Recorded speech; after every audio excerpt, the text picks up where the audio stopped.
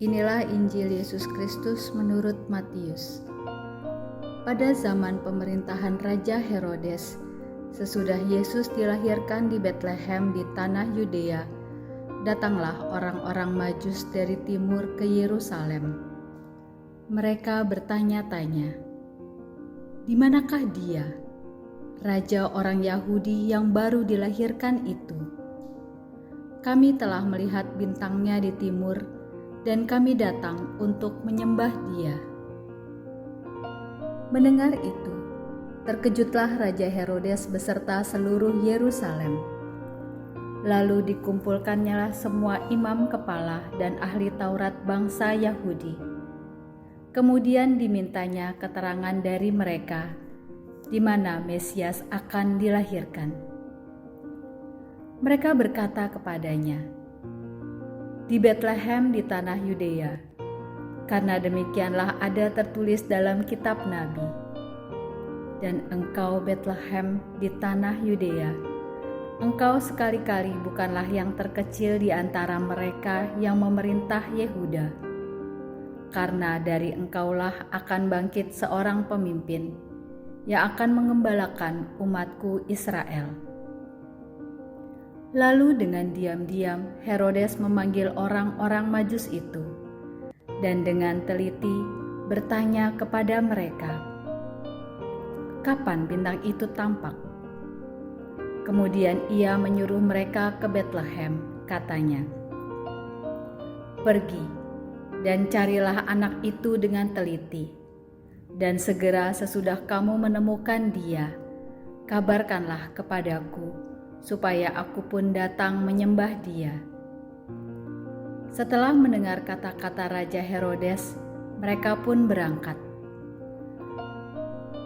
Lihatlah, bintang yang mereka lihat di timur itu mendahului mereka hingga tiba dan berhenti di atas tempat di mana anak itu berada.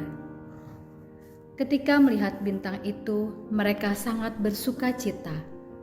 Mereka masuk ke dalam rumah itu dan melihat anak itu bersama Maria ibunya. Lalu mereka sujud menyembah Dia. Mereka pun membuka tempat harta bendanya dan menyembah dan mempersembahkan persembahan kepada anak itu, yaitu emas, dupa, dan mur. Saudari-saudaraku yang terkasih, hari ini Gereja Katolik merayakan Hari Raya Epifani atau Hari Raya Penampakan Tuhan. Epifani berasal dari kata Yunani epipanin yang artinya penampakan atau membuka tabir. Secara tradisi, Hari Raya Epifani ini kita rayakan pada tanggal 6 Januari. Tetapi kemudian dalam perjalanannya ada pembaharuan kalender liturgi yang ditetapkan oleh Paus Paulus ke-6. Pada akhirnya, perayaan Epifani ini dirayakan setiap hari Minggu setelah tanggal 1 Januari. Pada hari raya ini, kita juga disajikan bacaan yang sungguh sangat luar biasa. Kita diajak untuk merefleksikan bagaimana ketiga raja mempersembahkan emas, kemenyan, dan mur kepada bayi Yesus. Menurut tradisi, nama dari ketiga raja yang mengunjungi bayi Yesus ini adalah Baltasar, Melkior, dan Gaspar. Menjadi pertanyaan bagi kita adalah, mengapa mereka disebut raja? Ya, kita menyebut mereka raja karena kita pertama-tama perlu ingat akan peristiwa bagaimana usaha mereka dalam menemukan bayi Yesus. Dalam usaha mereka, mereka bertemu dengan raja yang bernama Herodes Agung. Tidak sembarangan orang loh bisa bertatapan muka dan berbincang secara langsung dengan raja yang bernama Herodes Agung ini. Dari peristiwa tersebut, kita bisa mengetahui bahwa ketiga raja ini bukan dari kalangan yang biasa-biasa saja. Mereka bahkan dikenal sebagai para bangsawan, orang bijaksana, dan ahli-ahli perbintangan. Mereka semua berasal dari tanah Mesopotamia dan Persia. Sekarang kita mengenal daerah tersebut dengan nama Irak dan Iran. Dan mereka merupakan perwakilan pertama dari bangsa-bangsa non-Israel yang datang untuk menyembah Yesus. Itulah alasannya kenapa hari ini kita merayakan Hari Raya Epifani, Hari Raya Penampakan Tuhan kepada bangsa-bangsa. Dan ketiga orang Majus tersebut mewakili dari bangsa-bangsa lain yang mengakui bahwa Yesus adalah Raja. Kepada bayi Yesus, kita tahu mereka mempersembahkan emas, kemenyan, dan mur. Masing-masing dari persembahan yang mereka bawa ini memiliki makna. Emas sebagai lambang Kristus adalah Raja. Kemenyan bisa dipersembahkan dalam peribadatan di bait Allah. Ini melambangkan imamat Kristus itu sendiri. Dan mur merupakan rempah-rempah yang digunakan untuk mengurapi jenazah sebelum dikuburkan. Ini menjadi lambang akan penderitaan dan kematian yang akan Yesus alami. Dari peristiwa ini, saya ingin mengajak Anda merefleksikan beberapa hal.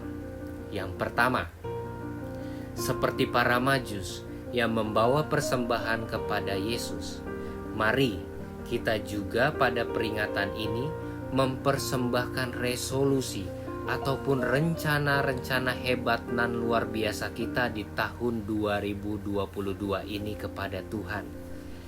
Ingat, kita perlu juga terbuka dengan yang namanya tuntunan ilahi atau gerak Roh Kudus yang senantiasa Tuhan berikan kepada kita. Percayalah, rencana Allah senantiasa baik dan indah untuk kita.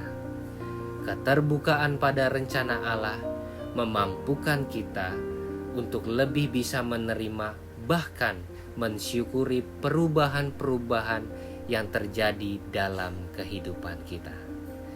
Sekali lagi saya ingatkan, keterbukaan dan kerendahan hati menjadi syarat bagi kita untuk menerima perubahan-perubahan yang terjadi dalam kehidupan kita.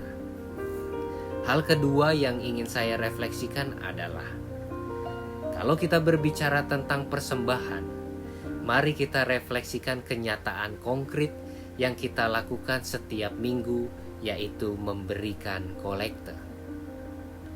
Mereka, para raja, memberikan sesuatu yang sangat berharga kepada keluarga kudus yang sangat sederhana, kepada bayi Yesus yang belum bisa berbuat apa-apa. Saya yakin betul bahwa mereka memberikan itu kepada keluarga kudus bukan karena mereka mengharapkan sesuatu. Mereka tidak mengharapkan sesuatu, tetapi mereka percaya sesuatu.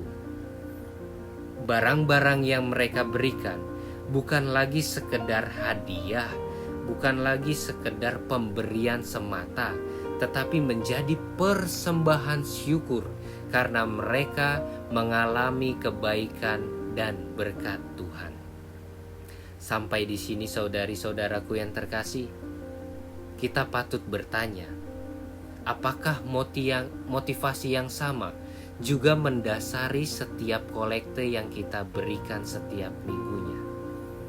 Bukan hanya sekedar pemberian kolekte, apalagi kewajiban yang kadang terasa membebani, tetapi merupakan bentuk persembahan syukur atas kebaikan Tuhan yang senantiasa diberikan kepada kita sampai dengan kita hidup sekarang ini.